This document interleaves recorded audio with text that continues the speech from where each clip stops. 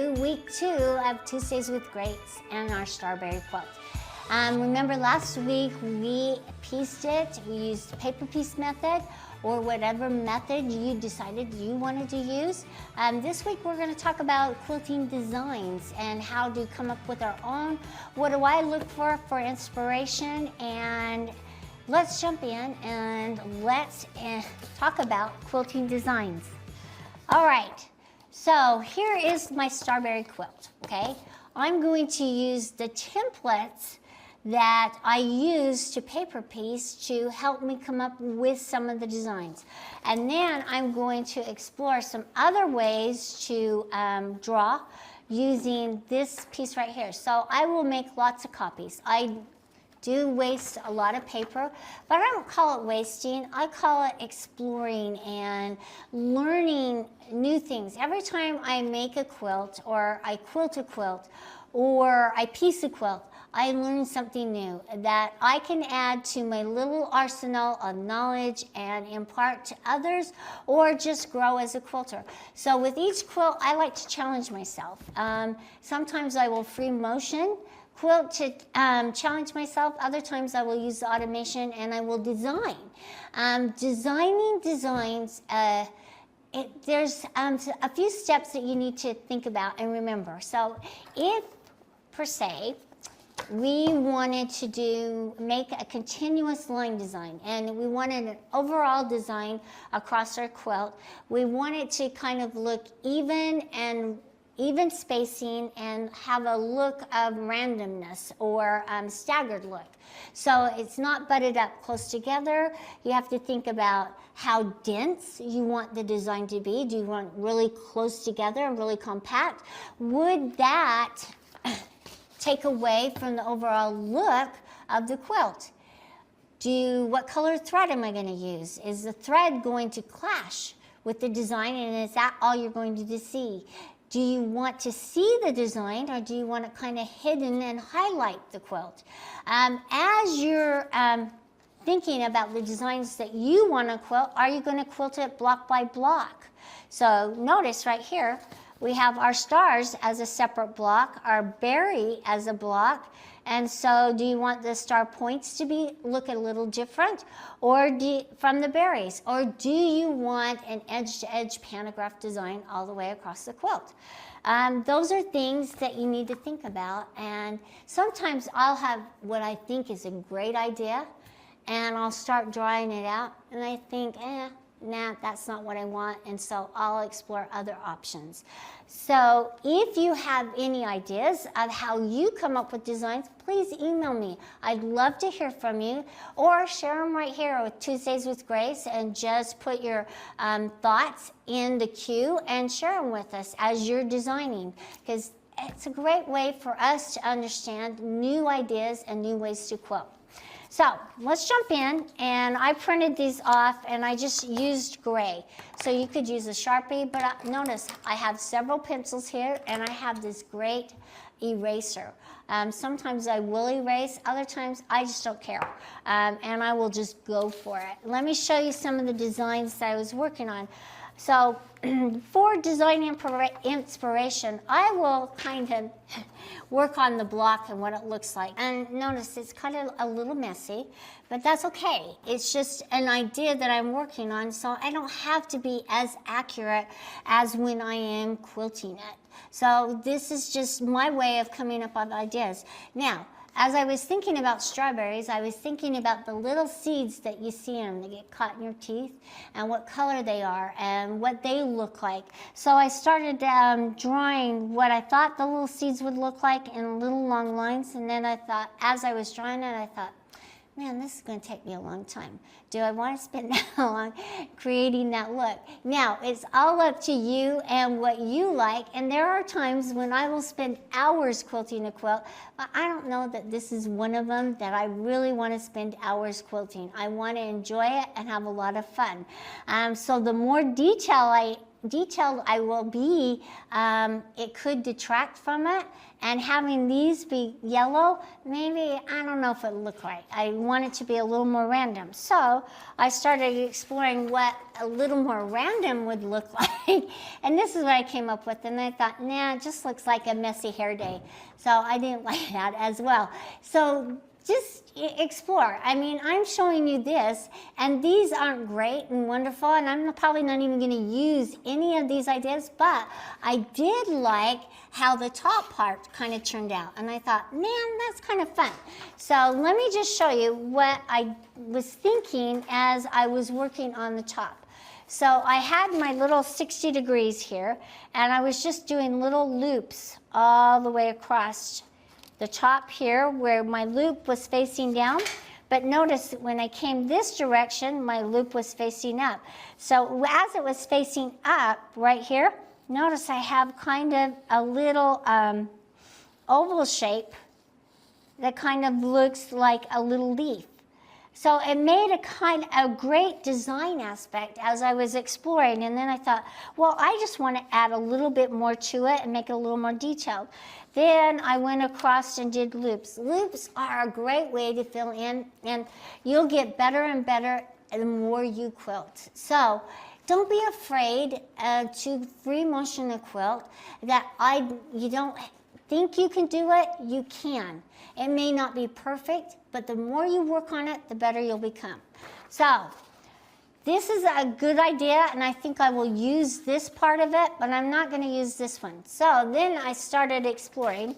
You'll notice that I did this straight up and down, but then I kind of just liked the little randomness of the figure 8 and just the back and forth. I thought, that might look kind of good as well. So you quilt you, and I will show you. And then I started exploring what maybe an overall strawberry would be, and granted, these are not great. They will get better as time goes on. The more I practice drawing, the better I become, and I probably wouldn't fill in each of these designs, and they probably some of them look more like pumpkins than strawberries, but that's okay. And maybe on this one right here, you could come in and do that little backwards. See, I didn't even do that right, so I would come in and do this one and this one, or that would kind of look fun. And just keep going and explore. Lori, why don't you come on? Because I want to introduce you. I wanted to introduce to you a very special lady and how she's helped me so much. And I'm so grateful that she's become a part of the team here at Grace Education. And this is Lori. And I just want you to introduce yourself, Lori, so that they can get to know you. I know that she's done a couple of segments, but you know, she's going to help you as well as me stay organized and on task. And she has a long history of sewing and quilting. So introduce yourself and tell us a little bit about your life and what brought you here. So I'm Lori Larson, and I came to Grace through the accounting department. And we needed her too. And my boss had a baby, and I quilted him a quilt for the baby, and they realized that I could quilt. And so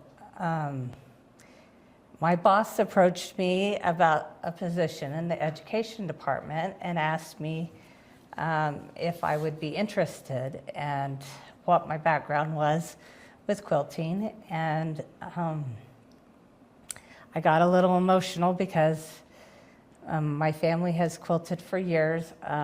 My great-grandmother was a professional seamstress, and she was very picky about anything that we did, and if it wasn't right, we had to pick it out. And so sounds familiar, huh?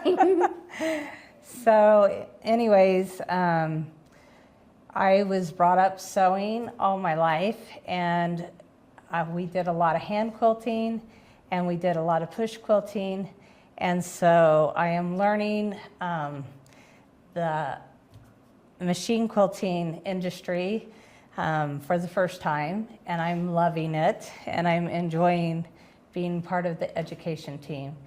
This is like my dream job.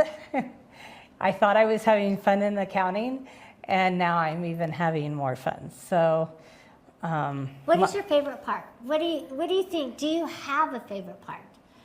I love all of it. Me too. Me too. It's hard to pick. It's like a favorite child. It's hard to pick just one. It is. I just, I love waking up in the morning knowing I get to come to work.